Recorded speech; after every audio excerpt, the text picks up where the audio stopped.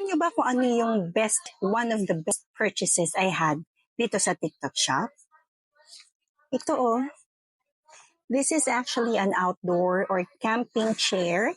Aside from may cover na, lightweight pa, yes, napakagaang. Favorite ko pa po itong upuan every time na magbabasa ako ng Bible.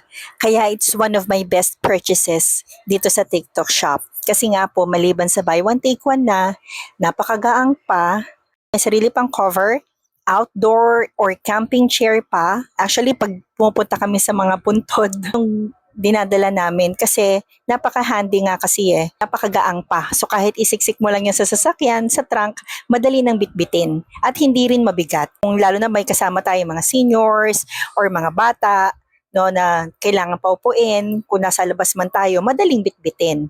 Sukbit lang sa shoulders, 'di ba? Masarap upuan, masarap sa puwet.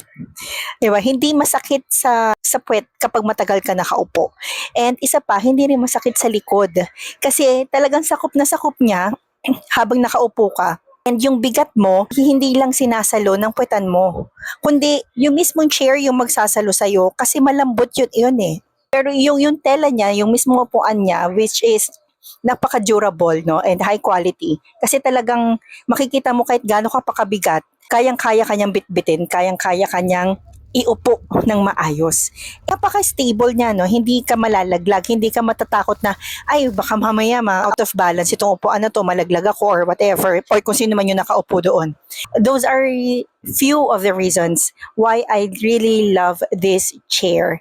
No, kaya ako sa inyo, habang may promo pa, samantalahin na natin, i-grab nyo na, nandiyan sa yellow basket, click nyo yung buy here and then check out habang naka-promo pa.